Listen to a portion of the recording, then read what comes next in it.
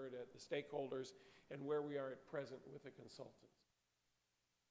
And then in preparation, that will help us prepare for the June 10th meeting where more of these pieces will come together. Right. So this is the first step of, Yeah. here's what we heard, here's some of the information.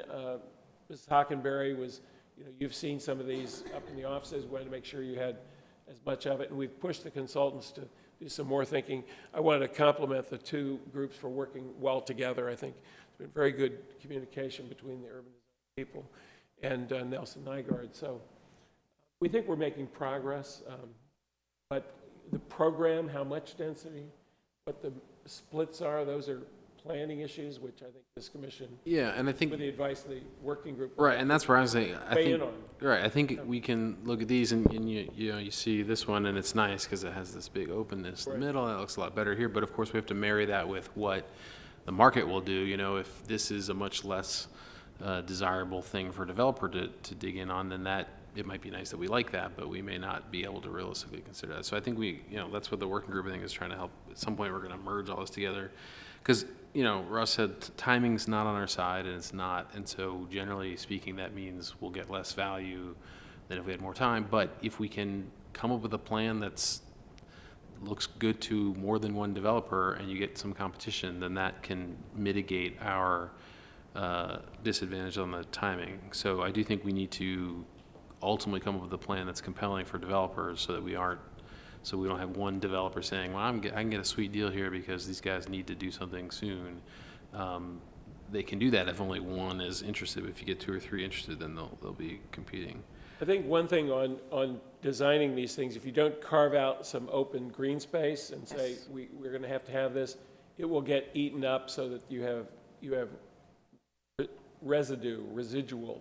Right, and that's At the end where, of the day. right. I think Lauren was out at Mosaic, I think, on this bus tour, and there's not a lot of open space. There's a little patch. Yeah. That's about it.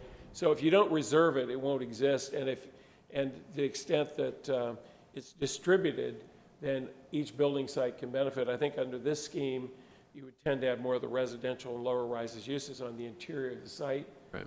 At least that logically, that could be where they are. It wouldn't, but it doesn't necessitate that. So it tries to create building footprints and blocks that can be developed while giving a little bit more form. Sure. How the thing might be laid out. Yeah, and I think it makes sense, but I also think that one of the things that we aren't always good at conveying is that to get that, you may have to trade height or some density elsewhere. And so I think sometimes we think we can get both. Hey, let's get these short little buildings and a bunch of open space and a bunch of money to pay for our school, and we'll do it all next year. And that's just not all going to happen. And that's why, if you look at this key, we're showing 13 to 15 stories, Yeah, 10 right. to 13, and 8 to 10, and these are a little taller than elsewhere in the city. Right. But I think we heard Yeah. in all our meetings that taller was okay here, but maybe 20 stories is too high. Right, and if that So this height can get us more open space, then maybe Yes. that's, Right. so that's the key, is to tie that together and not have people think that And you can. A good example of choose. different approaches would be Alexandria, where their portion of Potomac Yard, there are a lot of really nice $1 million townhouses being built.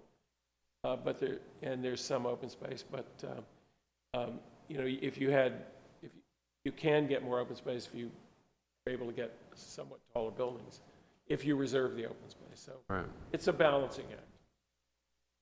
I add on to this. I have one other thing that's on transportation, so she can talk. Okay, go. Oh, okay.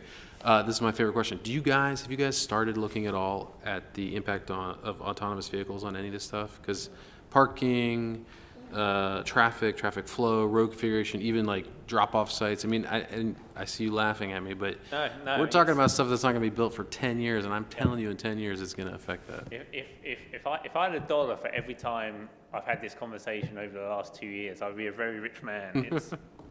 It's something Hard to predict, right? Yeah, it's hard to predict. And I was actually at a conference just last week, and one of the sessions was about autonomous vehicles and sort of the potential for, like, how is that going to affect our transportation system and our development of the roadway network? And it's almost a double-edged sword. There's certainly a school of thought out there which will say, well, potentially we won't have to create so much parking because you won't have to own your own vehicle. There'll just be you just dial one up and it will come and pick you up. there's going to be this bedding in time of, there's going to be a sort of a period of time where some people will have some people will have their regular car, and so it's really trying to work out how long the penetration of that is going to take. But there's also a school of thought of everyone saying, well, surely our autonomous vehicles are going to increase our roadway capacity. People aren't driving, and so you can sort of, everyone can drive along at sort of 10 feet between vehicles, and so our capacity will go up. But there's the other side will say, well, so if I don't have to drive, and I can sit in the back of a car and I can work, or I could watch a movie, or I could sleep, perhaps I don't mind commuting an hour and a half to work, whereas I don't want to do that now because I'm going to be stuck on 66, or I'm going to be stuck on the Beltway, or whatever it may be. And so does our willingness to travel go up? So does that just eat away at the roadway capacity that we've just gained? It's exciting times, right? Yeah. I mean, and what's to say that you can't just dial up an autonomous vehicle and say, can you go and grab my dry cleaning for me? Sure, it's going to change a lot of stuff. So the short answer is we don't know. Yeah, I don't think you can make any plans based on that now, but I think hopefully we're at least trying to think about it and say, well, okay, we can do this two different ways. Let's at least think about how it might be affected by this in 10 years, so we don't do it the particularly bad way if things turn out a certain way. I think the key consideration right now is we really need to build a parking garage facility. Yeah, Right, I that's think a parking biggie. is because I Parking mean, is a biggie. the traffic capacity is a challenge, but I think it's almost certain that you're not going to need as much parking. And if we do need that for the time being, how can we develop, Build it, build it, and so it can be transitioned later on in its Space. Exactly, yeah. That's Yeah. what I'm thinking. All right, that's all I got. Russ, you go ahead with your questions. All right, well, let me ask about this alternative 4, the Green Promenade. When was this plan developed? Is this like in the last week or two, or this, how This long have we? last few weeks, because as we looked at these specific 3 that came out of the, that were presented and developed for the stakeholders meeting, and then listening more to what we're hearing at the Economic Working Group, these 3 schemes are very specific in terms of, and there's not a lot of green space at the end of the day, in terms of the mix and the types of buildings, and many of them appear to be, oriented around parking garage project. So looking at something that would, after we had our work session, or rather our public meeting, and got more input, and visiting places like Weston Town Center, being able to have a more developed campus-like setting that would encourage connectivity and also create developable blocks and having distributed open space. This was something we asked the landscape architect, urban designers, that we needed a 4th alternative. So they did 3 different schemes, and this was a variant of one of the schemes to try to create a linear green space, pedestrian green space. Well, This came out of asking our consultants to do more and give us something that we could develop that would let us take information we'd learned from the stakeholders meeting and the public meeting and ask them to interpret that into a plan idea. Well, the reason I ask is I feel like Alternative 4 is doing a very good job of incorporating the comments that I've heard both from the community. I wasn't at the February 23rd meeting, the stakeholders meeting, but also what we're hearing at the Economic Working Group. So in terms of input about the ideas, I definitely think that the Alternative 4 is doing a better job. And really the one that we heard, I actually thought was probably the most informative, was this past Friday. I think it's J.M. Zell, maybe? Yes, That was exciting. And what he was saying, and I said this as sort of I introduce this topic here, he said a lot of what I've already said, but this Alternative 4 seems to do a lot, is very consistent with what we heard on a few days ago. where it has the green space, where that's really important, where it has the flow, the road network. I happen to like this road network better than the other alternatives. I like the clean grid. This is just now opinion stuff. I just like the clean grid as opposed to the wavy road just to accommodate the access to the Fritt property. I'm assuming that can be accommodated in other ways. I do like the smooth movement through the site. It's just as a personal preference, I like the open space, the shared open space between the buildings. And one of the things we did here, and we just sort of touched upon it, is the cost of parking, and that the excess parking and the codes that are in the region, and we've done some adjustments here in the city of Falls Church, are really prohibitively expensive in using up, key land that can be better utilized. That said, when I look at alternative 4, it must be that all the parking is underground. The way this is set up, I don't see any places for parking. And what concerns me is what we also heard. This is a new figure for me. I knew it was high, but we heard as much as $44,000 this past Friday per underground parking space. And that is a shocking number to me. I thought it was closer to $30,000, honestly. So with that information, I mean, these sites need to be able to accommodate some parking. I am definitely, and I think others on the commission share some of this, where less parking is better. We do not want to overpark these properties, and that really the market is going to determine which sites they want to build. It may be an all office if it's matched up with a residential. I like that this concept, and I know it's just concept, and the market is really going to determine it, but I like that this fourth alternative is saying here are these various footprints, and maybe you in your development want to be closer to the metro, and another person wants to be closer to the intersection of 7 and Haycock, so that this gives that kind of flexibility, and even some flexibility within each building pad.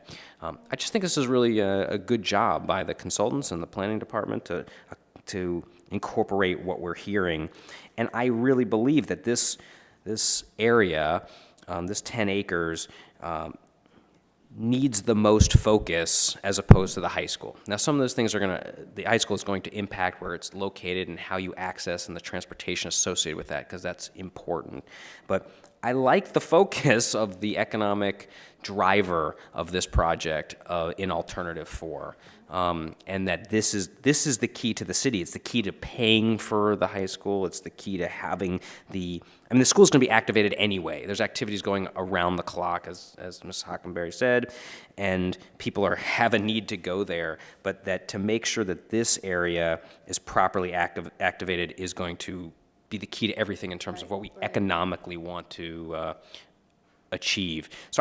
So my long-winded opinion is that I really like 4 and how it's incorporated what I've been hearing from both the community and from the experts. And personally, I am willing to certainly trade off the density. I think even this height map that you put on here, where the taller buildings are towards the end, or in the locations I shouldn't say the end, there's corners everywhere, but in the locations that you specified, I think that makes some sense. And even though it's close to this Chestnut Place development in some cases, it makes sense on Route 7 to be the higher buildings, even though we may get some pushback from that neighborhood over there.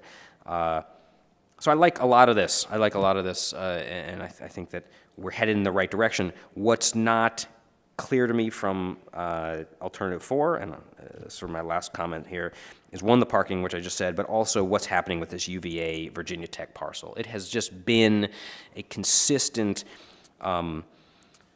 hindrance to me and my ability to sort of incorporate all that we're trying to do, that they have this enormous parcel of land right next to our 10 acres, that they're not, they thus far have not been a stakeholder that's participated in the process in a meaningful way. They haven't used the land in a way that I think is effective, and I have no assurance that they will going forward. So this Alternative 4 indicates a lot of what I just said. It's still this area of unclearness that I really am looking forward to trying to get some clarity on. And some of this, Mr. Chairman, may be subtle or maybe it's illusory, but the notion of trying to create more of a classic plan that really feels more like a campus, and there are a lot of places in the world that are wonderful that have the ability perhaps for these intersections, we ask them to kind of cut the corners on all these buildings so that each intersection can be a place, doesn't have to just be a patch of asphalt. You might be able, for example, if you've got something going on at the school, to have an art fair on that first block of park.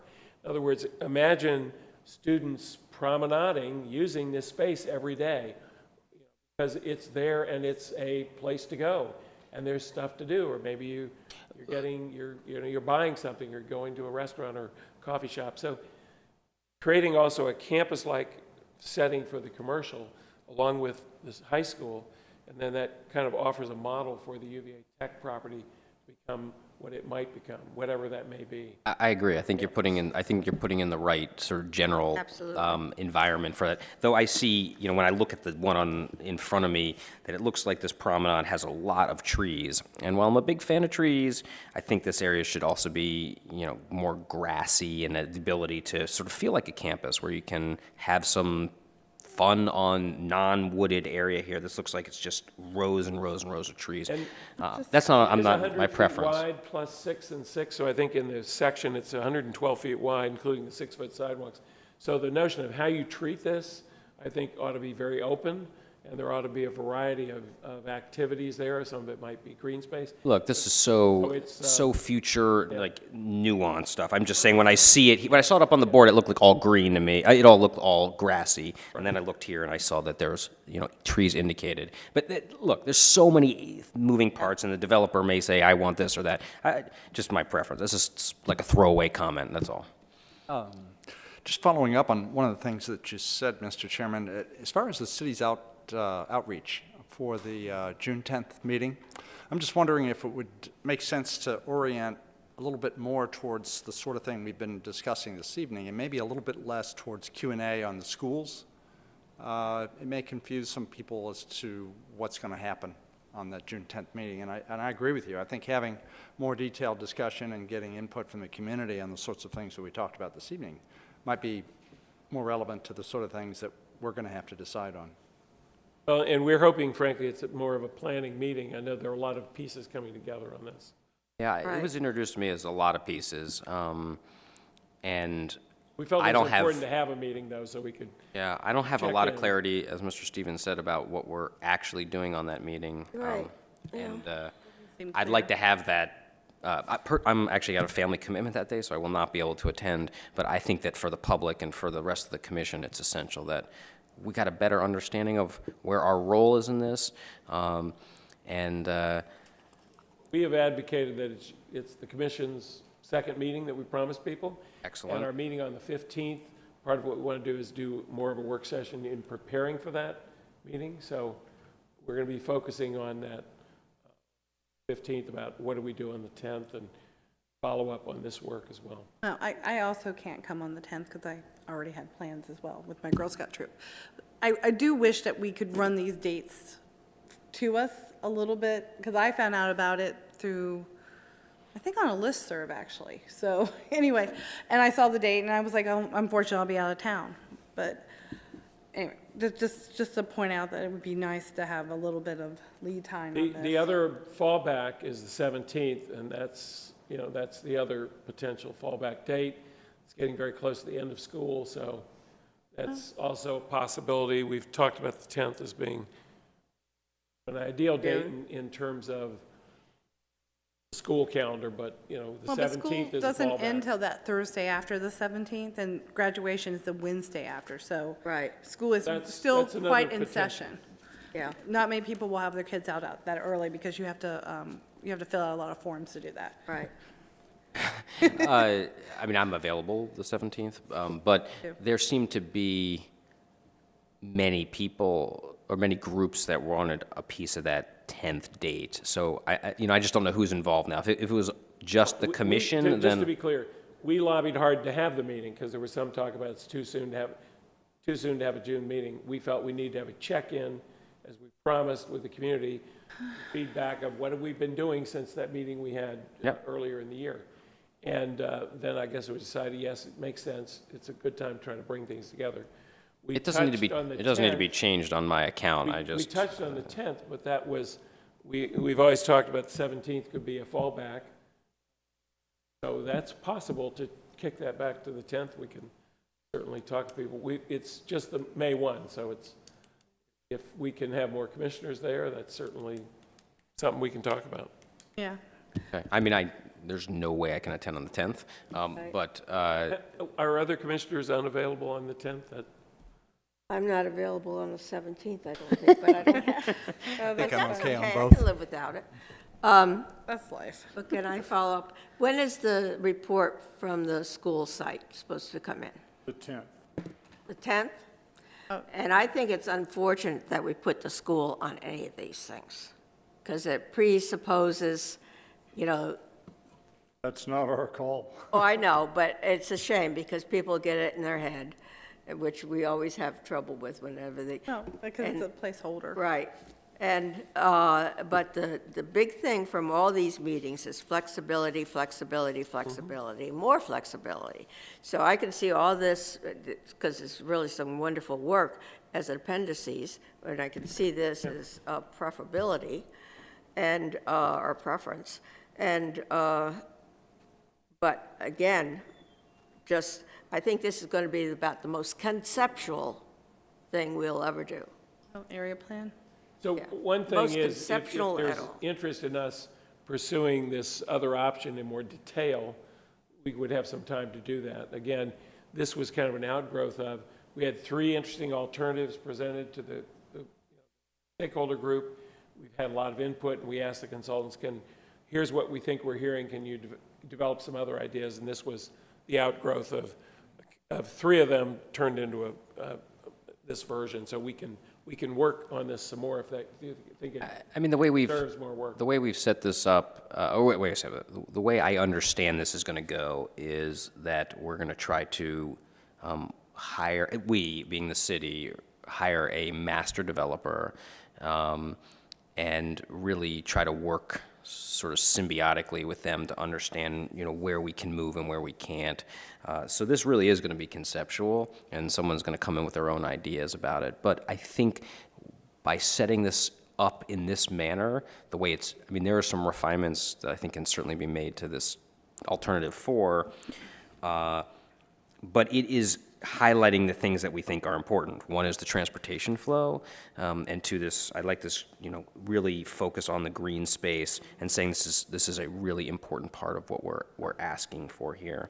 So, but you're right. I mean, this doesn't even incorporate any of the things that we've also heard in this working group of people having, you know, public facilities, whether it was swimming pools or ice rinks or public performing arts centers. And I mean, there's so many things that are moving around here, but this highlights what I think was really the key point, which was flexibility in the different parcels and the pads and their footprints, and that we really want this, this feels unique to me and open, and that we want green space as a major factor. So I think it's at least sort of tipping our hand, as I think that we're doing on all the area plans. This is what we generally want as a community.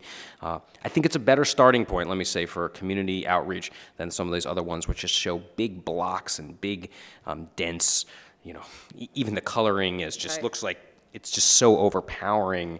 That doesn't feel open, even just on paper, even if a developer came in. So I really like where we've gone from what I have been hearing through all these, Right. through this I like process. So. this, but- I have comments when, I guess, I don't know if Lindy still has comments. No? Oh, your microphone was on. She says your mic's on, so So I thought maybe you had some, I just wanted to make a few comments on it. So I did want to say the transportation stuff was really good, but I think it's the kind of transportation plan that we always look at, that it be multimodal, that people be able to cross things, that people be able to bike safely, that we add some more lights and slow traffic down on Route 7, the having, the connectability is really great. And I get what Russ says, that, you know, we shouldn't even be thinking about the schools right now. We should just be thinking about our little 10 acres. But within that this little 10 acres, I think alternative 4 is beautiful. I like the green space, I like the layout of the buildings. But I do think that we can't be pie in the sky that we're gonna get some performance center or pool on these UVA lots, UVA VT lots, unless we get control of them. You know, we own that property. It's a lease with the state, not with the colleges. I think the city should be trying really hard to work with the state to alter that lease. Because on the end of it, we're also running out of this lease, and at the end of the lease, I believe they can purchase it from us for $1. And I think that if the city staff is not working hard to redo this lease, and I'm talking with the state about it, because I don't think the lease is actually with the colleges, it's through the state, and then we should be trying our best to get control of that. But right now, I just put X through it. We don't have control of the metro. It'd be great if we all work together and do something, but we don't know what they're going to do. So we got our 10 acres and we have our other part for the schools. And so alternative 4 is nice, and I think that if we're going to put something on paper to show developers, this is great. But I think that we need to indicate within the blocks we have that we want a performance center, or we want a pool, or we want a little community center section or something in this area we control until we have control of something else. I also am really nervous about this concept of not worrying about the school side of it right now in terms of its flow, how traffic goes in and out of that piece of property, where we have our athletic fields, where we have our theater that we have people have to get to. And I understand that, you know, part of this is we're juggling this with the school board side of it. But the fact is, this little development, this 10-acre development, what do you think? It's going to cover maybe 20%? Maybe 30% if we were really lucky, being mixed use of the high school. And that counts on if we lease it or we sell it or whatever we do. It's not going to pay for most of the high school. It's only paying for a portion. So I think we have to be careful, because we all know that markets can change, but most likely markets aren't going to change, and we're talking about mixed use. So mixed use has a limited amount of value to us. Looking at the mixed-use buildings we've done, some give us more value than others, but, you know, unless you get a Harris Teeter acre or something big in there, there's a limited amount of value we get out of that retail space. And we're just, you know, we're struggling with the office because, you know, my office is the same way. Half the people telecommute half of the time, so you have less and less need for office space. So I think, you know, realistically, we're going to get, this is going to be heavily residential. And I think somewhere in here I saw something that was residential was like half or 47%. I mean, I guess this was including the UVA stuff, but if we're just looking at our piece, I think we're probably talking more like 70% residential. And so I think we need to look at it that way in terms of how much value we get from the property. It's not going to cover that much of the high school, counting if we do the high school they talk about doing. But I'm concerned that if we say, let's go ahead and develop the whole 10 acres, because once it's developed, that land is gone. And we have not left us enough land with the schools to do all the school functions. And so that's my back and forth on it. So on the area plan, I would be happy to put alternative 4 as the visual for what we'd like here, as long as we put some public amenities in here, like this is where the performance center would go, as long as we also note that the size of the parcel is based on the final school plan, because we may find out we may not have building 8 and building 1 may need to be part of the school structure for some reason, because I don't know, I just don't want to Well, that's what the school They can't use more than that. facilities planning group is trying to figure out, because I think, and that's why it's all happening in parallel. I think that's going to be determined before we finalize this plan. So Well, I hope so. We are going to be meeting with the school consultant. I think we got a meeting tomorrow. We're going to go down and talk with them. and It definitely, you know, the school's the main thing, and this is a complement that hopefully can help additional resources, activities, and money to help make that a reality. One good thing we heard at the stakeholders was this hasn't been fully developed, and you know the city manager's working very hard to get substantive meetings with you. But the Metro, you know, the Fairfax County and Metro, there was a requirement that they have this Metro parking. had to accommodate it, so it's a site plan requirement. Fairfax County Planning Director was saying, and Metro real estate development person was saying, we can get rid of that because clearly there's no need for that. So getting rid of that, what's presently a requirement with no demand is going to be fun. And I think there is some potential talking with Fairfax of, well, and I think this gets very important, the ability to use that surface lot for the short or even midterm area to use the surface parking for staging until it can be better developed would really give us a lot of flexibility. It's very well located. No, I think very near the that's school. great. So that's something we need to pursue more, and maybe being able to simply use it for school bus parking or teacher and parent parking, because it's huge. Right. and No, they're no, not it's getting definitely big. a dollar for it at the present. So the vacuum left by Metro changes has become an opportunity, I think. So we need short and midterm to help this whole thing happen. So we But will I be working think, on I that. think the thing is, and, because we've tried to talk with UVA and Virginia Tech in the past about this, the colleges themselves are not that interested. There's no value to them about what happens here, other than the use they have for the building. They have bigger campuses in Northern Virginia than this, much bigger. And they're building onto their other campuses, not this one. So I think that part of our problem is not just that they wouldn't be like, oh, yeah, sure, use the parking lot because we don't really care. I think they're just not going, they don't have the time, there's nothing value for them to cooperate. That's why I think if we're going to do anything, we need to get a lease change. And we need to find someone that would care about this development more than the two colleges. But whether the economic development fund have some dollars?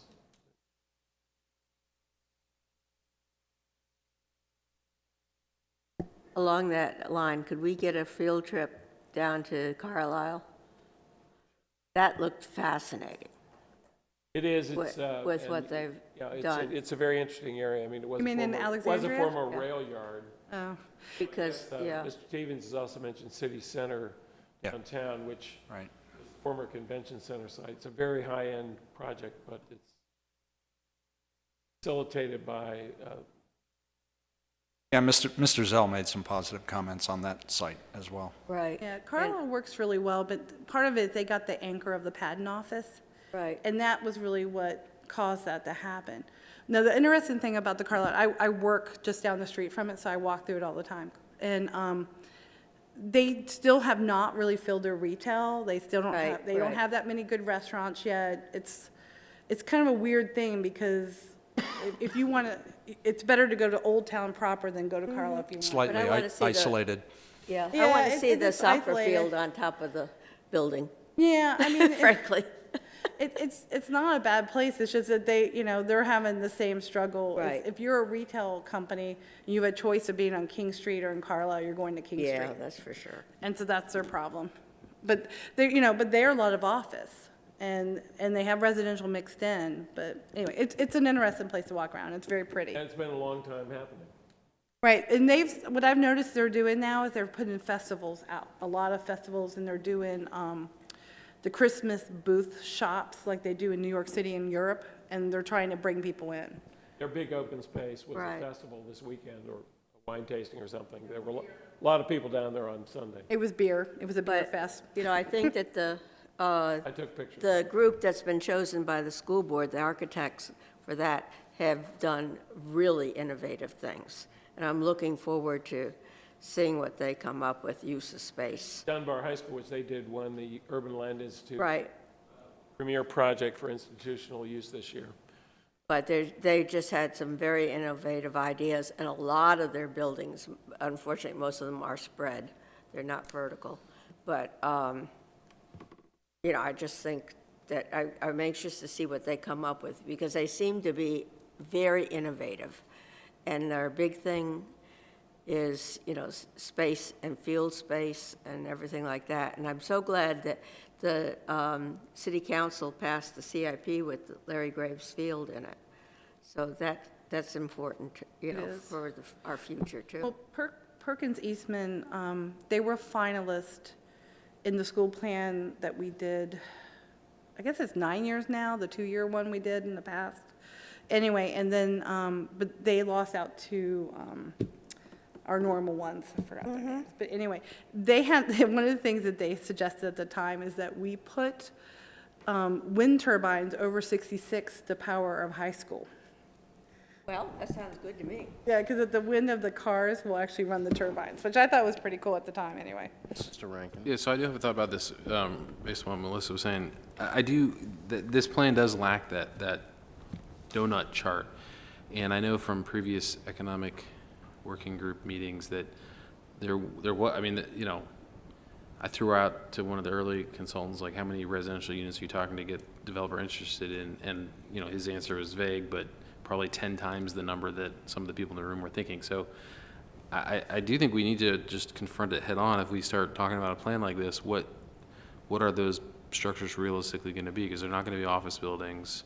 If they are things like performing arts centers and shared, you know, maker spaces, that's cool, but that's not, who's going to pay for that? And that's not going to generate any revenue. So, It could be up. so I think at least, I mean, I think every mixed-use project we've done has been on the order of 70% residential. So I think we just need to be, if we're gonna get people interested in this, we gotta be straightforward about the height and the residential component. I don't know what the best strategy is. I don't wanna like scare people away from it, but I don't wanna like have everyone get excited about this, and then we go and the developers come in and they all start talking about, you know, 1,000 units 350 of, units a building, 1,000 yeah. units of mixed-use residential, and it's like, everyone be like, wait, that's not what we thought we were talking about. Because I don't know if we wanna blend these two things, I guess is what I'm wondering. Well, I think the other thing is that height thing has to be for the property we have control of right now, not, because that's including what would possibly go on the UVA VT track.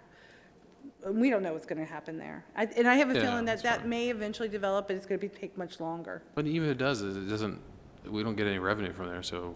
Yeah, why are we concluding it? I mean, I think it makes sense to look at it from a big picture. You're trying to entice a developer, but in terms of I when think we're in trying to do terms of our just math. it's- form and location, the outer edge properties, you know, that may be taller would want to be more commercial than the shorter ones that are further interior to the site, just because of, you know, it's, have a residential project that is not so affected by just the heavy traffic on Broad and Haycock. So, you know, this height plan in a way could also almost be a use plan with more commercially active uses on this, on the 7 frontage and the Haycock. Yeah, and we could suggest in the plan that we'd like to have a office building anchor on that corner, but then, again, we don't want to get into Well, and I being think too that- precise about what we asked for. Well, So that's our problem. almost certainly a non-starter. No one's going to build an Right. office building on that corner. They might build a hotel if we're lucky. Right, Well, exactly. we don't know for sure. We're certainly hearing bad things about the office market, but I think if we have an attractive plan that doesn't look ordinary, it doesn't look so ad hoc, Yeah. that could help influence. I think I could really make a place out of here, have higher value because it's a better design. Now, that may be Pollyannish, but I think, you know, the better places have more value, typically are better designed. Yep. I agree. Any other comments on this?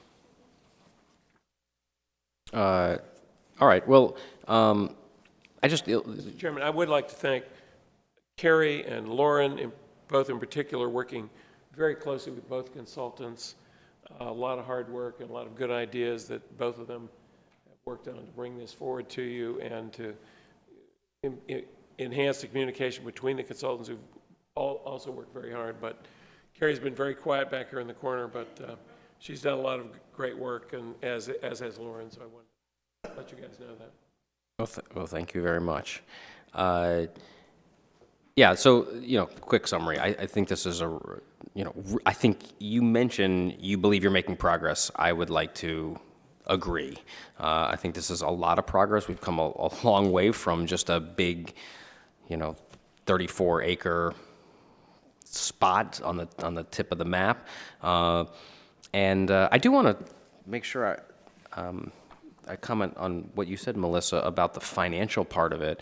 And so just so I have my own understanding about how this is supposed to work, and So I'm not correcting you, but I want to tell you what I think is happening on this. Well, I've heard different things, so and I don't know what scenario is going to end up. So let me laying out. let me tell you what I understand, is that we don't even know if we're going to sell the land. There's some Right.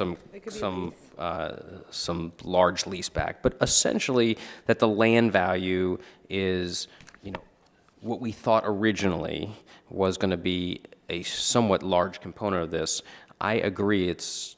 What I'm hearing. I'm just going to the same meetings everybody else is that it's going to be a lot less of the component, and that what the key is really going to be. And there's this. Let me back up. There's this gap of the years at which it's going to take to develop the land as it relates to the high school, because the high school is coming first, it appears, and so bridging that gap is really as I see it, as the risk.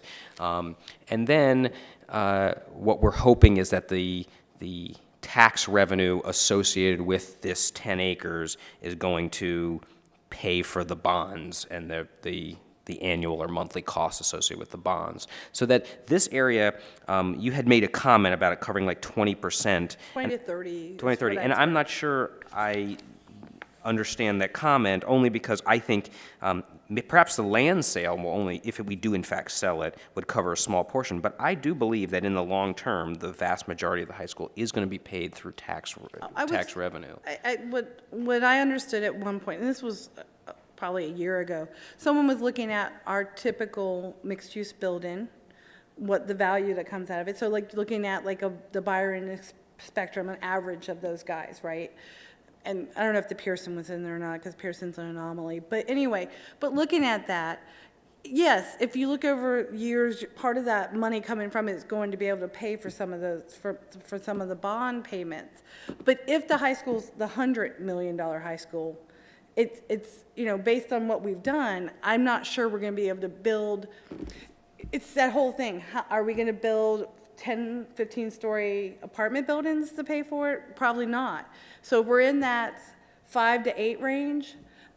Just looking at it, it didn't seem like it was going to be enough to cover the bond payment, to cover more than about 30%. But it may change. It counts on the mixed. It counts on if we lease or there's just a lot of different variables. There's a lot of variables. So my understanding, and maybe I have it Are they saying wrong. now they think they can pay for most of it? Because I'd be surprised. Well, regardless of how much we can pay for it, the difference in revenue, but let's just say like 2 acres, right? So Right. if you're gonna do 8 cents, that 2 acres over 30 years as basically any commercially developed land versus a chunk of school, it's a dramatic amount of money. Exactly. So whether it covers all school or not, I don't know, but it's a lot of money.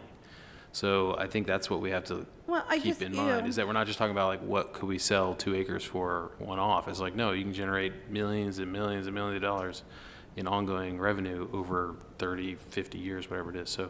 This was looking at 100 million with the interest it would take and being over a certain amount of time. But I'm There's saying a- like, And I understand I know what you're saying, it's 0 versus what we get. Right. But I don't want people to think that this is going to cover the whole cost of the high school, because it's not going to. that's fine, but it'll be even more painful if we don't No. develop all of the 10 acres. I'm not saying we shouldn't build this. I'm not against it. But I'm not I'm saying with that. Russ. I'm I just think thinking over that we have to 30 be years, realistically I think over about it. 30 years it will. We have not seen financial figures because of the unknowns that say it Right. will or will not cover it. But definitely, from the tenor of the conversation, the concern is not once it's developed. And I want to mirror what Andy said. I'm not voting for a plan that is not 10 acres. That is, to me, so fundamental to what we're trying to do here. But so they haven't said this is going to cover it. But my understanding has been, and maybe I'm just interpreting it, is that the real risk is the timing of how this gets developed. Because during that period, No. There's going to be a gap of at least No 3 or doubt. 4 years. There's no way around that Any gap. value at all from that property. But I can't say for sure, but there were some early calculations done, and what it suggested is that if it's a $100 million high school, yeah, I think that's where we're that going. the development on here could offset most of the payment, but it's not going to do all the payments. Right. Yeah, no So, doubt. There's so some that- tax so- increases. So my thing is, I just don't want people to think that we have to do this because this is gonna pay for the whole high school. We have to do it because we need the money to pay for the high school. But my other side of it is, if we do all 10 acres and then we end up with a property that cannot fit the needs that we have for our schools, and then we have to go and try to find another place for the middle school because we don't have enough room here for both of these campuses and everything they have to do. We cannot find open space in this city to buy. We have an open space fund for parks, can't find land. We have an open space for new fields, can't find that. We've desperately tried to find space for new schools, can't find that either. So once we develop this land, this public land, it is no longer available for real, true public use. And I just want to make sure we're all clear on that once this 10 acres is gone, we can't say, oops, we realize now we need 2 more fields and we don't know where to put them. And we can't say, oh, we'll put them on top of a parking garage that doesn't exist. I mean, that's my issue. As long as and I know that's the school side, but as a parent, that's my concern, that we'll go through all this and then not have everything we need. Just as we had with the TJ edition, just what we did with the Mount Daniel edition, and I'd hate for us to do it again. Go through all this trouble and not get what we really need. Well, let me comment on a couple things on that. The first is your concerns are valid because we've made some mistakes in the past, and not appropriately sized things or considered it in the way that perhaps we should have. That being said, I think the thing is the 10 acres. My focus is not just on the 10 acres because, well, let me say this differently. Schools are pretty standard in the sense of while things are developing technology-wise, they're pretty known entities. You need, these 50 services you need to provide. You need this number of square feet based on whatever your models say your attendance is going to be, your enrollment rather, and that it is entirely in our control. And so schools get built all the time. They are fairly known quantities. It is not something that I think is such a hard problem to solve. I believe that the experts that we have, we're starting. It's hard on our history. Fair enough. to We're hear starting. that. If we are in fact demolishing the current school and starting from scratch and willing to spend $100 million as a community, I believe we can solve the needs of athletic fields and all the other facilities that are required. So I'm And letting not that process disagree with you. take its I don't disagree place. with you that we can't solve it. I'm just afraid we'll do what we often do. We'll get too far down the road and it'll be too hard to back up when we realize we haven't solved them. And just, as you know, right now, currently, we do not have enough fields. And my daughter plays soccer, and it's amazing the crazy places we end up having to play because the City of Falls Church does not have enough fields to serve our current use of the high school, the middle school, the rec program. We don't have enough now. So that's what my concern is. I understand what you're saying, and my concern is not that. So the reason and I I say it, understand that and your it's concern is not because that. I mean I have a 5th grader currently who I hope can attend this school through the 4 years that it's open. I mean, if we move on this at the pace we're doing, but it's not my concern because we can control the land and we understand, I believe, what the requirements are. So we understand the requirements. We're just not good at meeting them. Well, I mean, in fairness, we haven't spent $100 million on a new facility that's thinking through this. But the placement and how we move around this 30, acres of land, or, I guess it's less once you take out these 10 acres here. I feel like that's doable. So to me, No, the I think the focus. building is not the problem here, Russ, just to be clear. I think the building will work out, and I think we'll probably have enough space, and maybe we won't, but we can be tight again, it doesn't hurt us. It doesn't hurt us now, we're doing okay now, really. If we had kept up the roof and the HVAC and stuff, our school wouldn't be in that bad a shape, but we deliberately haven't maintained the We've never school. done any maintenance. Yeah, we've deliberately not maintained it. But my issue is really more the fields, the parking, the ingress to egress, how it works together, the ability to add on them to MEH properly in a way, and it just, there's a lot of different little pieces to a school that's beyond just the facility. But on the other hand, I got 5 years, and it's not my problem from my children's perspective. So I want the best for the community, but if we don't have enough fields, we don't have enough facilities now, we don't have enough community center now. And so anything we can do to fix that in this project, we should try. But I think this is going to be not the usual school. This is going to be extremely unusual. And the fact that it's got to be vertical, there's nothing like that around anywhere. Why do you say it has to be vertical? We don't have the space to sprawl. We don't have the space to horizontal it. I'm not sure that's true. We got I a lot think of, we got a so. lot of acreage on this site, that must be dedicated to education. We also I don't know have- that it's going to be vertical, but we that's for also them. No, I to decide. think it's We going also to have to be, replace Russ. the property yard stuff. Where's that stuff? But right now, we use it for city facilities. I'm just saying, we don't have a lot of open property. Then we talk about developing the property yard. Where does that go? It's just, it's something we need to think about. Well, is we've we talked only have a about limited property amount yards of public forever. land. And that's why it would be really spectacular to get that UVA VT land back and actually, or at least some of it back, and use it properly than what it's being used for now. So We're in agreement on that, that's for sure.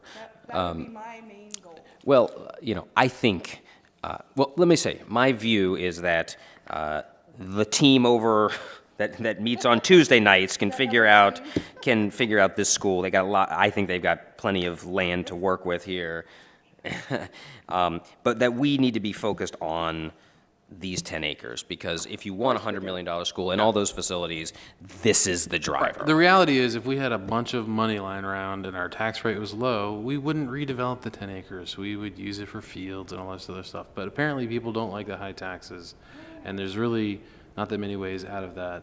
And redeveloping these 10 acres is our best hope to mitigate taxes. I mean, I could go either way personally. You could put football fields up there, I'd pay the taxes, but I know. don't think we have that support in the community. I get what you're saying. I just think that I don't know if the community is really clear on what is at stake in some, they say they don't want to pay the taxes, but then you tell them that we don't have enough fields for teams, they're not happy about that either. So it's a give and take, and that's why I thought, and you were right about, we need to be more clear about what the mix is on the 10 acres we do have control I of. do agree with that. Because I don't want to wait at last minute and have them go, wait a minute, are you talking about it being mostly residential? And that's what we're talking about. And we need to be clear about that. Because that's where the money is now. All right, well, I opened up a whole can of worms with the financial stuff. So I've concluded on that. If there's no other comments and there were another, unless you want to now get into this fray, then I'm willing to move on. Exactly. No other comments? All right, great. Well, thank you, everybody, for putting this together. We're going to talk about this in 2 weeks, and potentially extensively with the public on the 10th or the 17th. All right. Of course, of course. Question to transportation.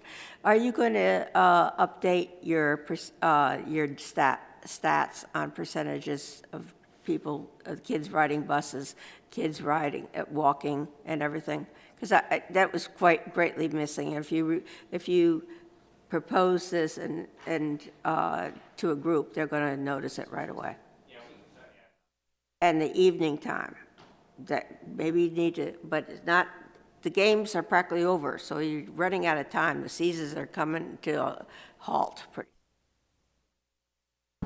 All right. Moving on to the approval of the minutes. As someone who was not in attendance, does anyone have comments about the record of that meeting? You did a good job. Thank you very much, Mr. Rankin. I appreciate you filling in for me. All right, well, if there's no comments, can I get a motion to So move. second? for the approval of minutes. All those in favor say aye. Aye. All those nay, and I will abstain. Of course, he did announce where you were and gave out your, Yeah, I gave you a shout out. I said, I hope you come back to us alive. I gave worked out. I read your status report on Facebook for everyone, so they knew you were alive. I don't Was As of Russ 9 is still hours- alive? I was like, as of 6 hours previous, Now let's he take was public alive. comment. Well, I appreciate the shout out. It was touch and go there. No. our wishes were with I assumed you were watching on. Well, I actually got a text from my father saying, the meeting's going on, are you going to attend? Like, no. Are there any other planning commission reports? Well, should we mention that some of us went over to Railroad Avenue this evening? Sure. Why don't someone report on that?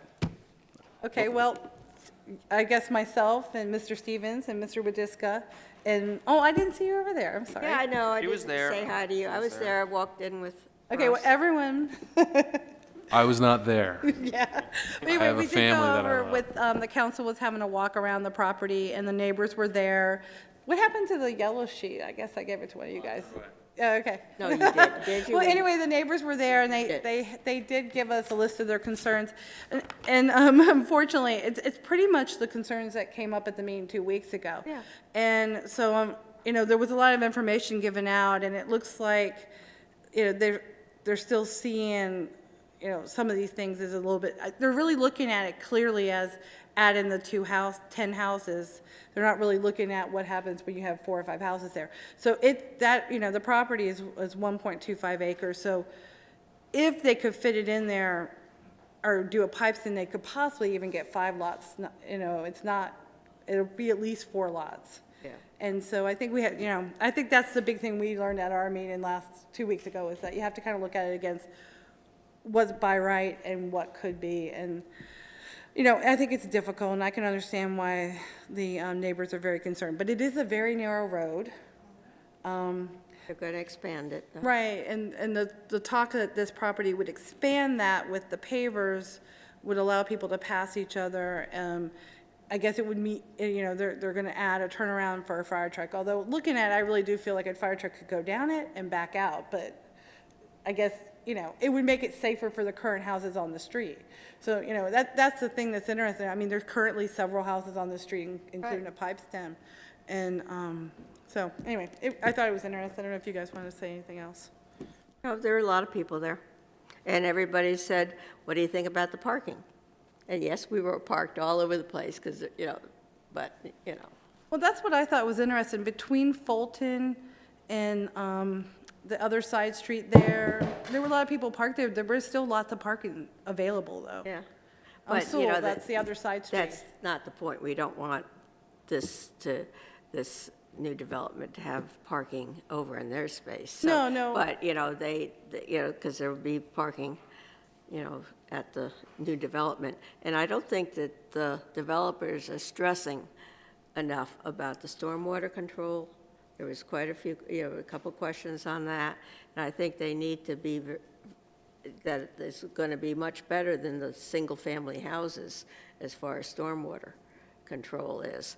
And so that's important. And I think they're not stressing all the sustainability factors that are going to go into it. There's just a flyby question about geothermal.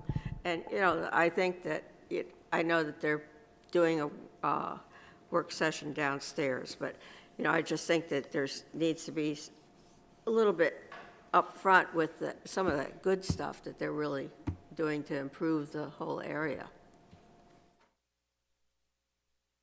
Any other reports? I have already given mine about the Economic Working Group extensively. I won't repeat it. Well, the last Friday was really interesting. It was excellent. That was really, and that guy came up with a lot of very interesting ideas and possibilities. And the main statement I loved, he says, "You're a quirky place, do something special." Stay quirky. Sort of. It's like, it was, it was confusing because he did like everything. But all right, planning director's report.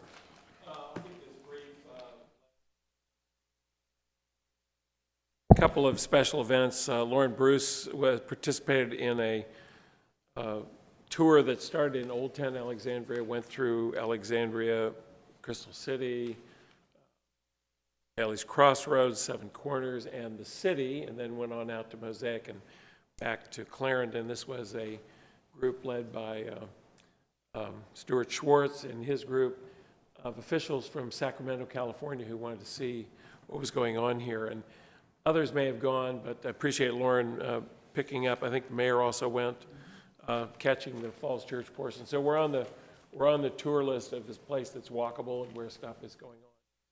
That is representative of smart growth.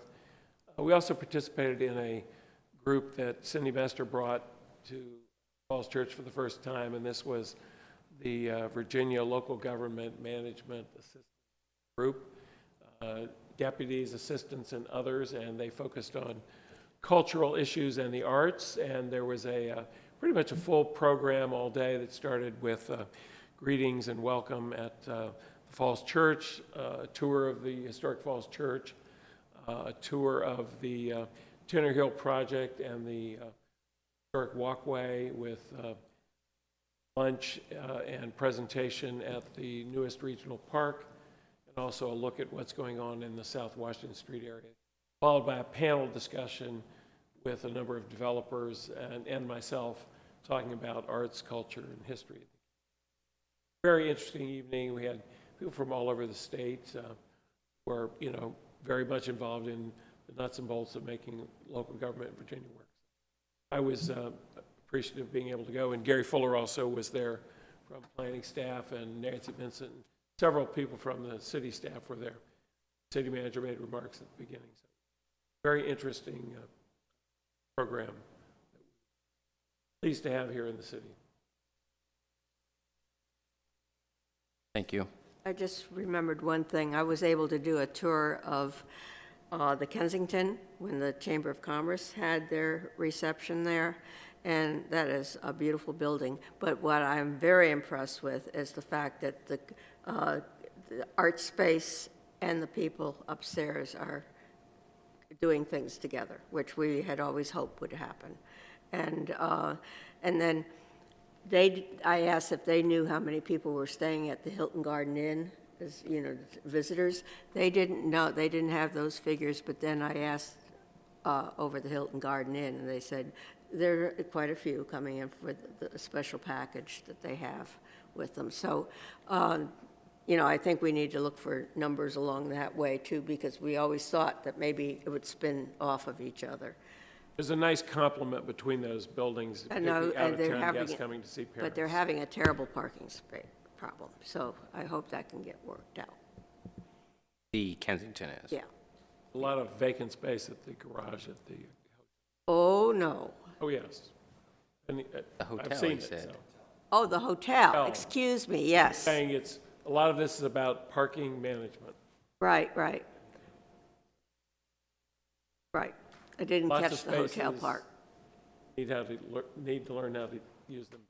Well, Everybody needs to share. they had a a TDM, a traffic demand management plan. Are they using it? Is it Well, failed? they're working on that. We also have to activate the bus shelter. That, that's coming up in terms of getting there on the Metro piece.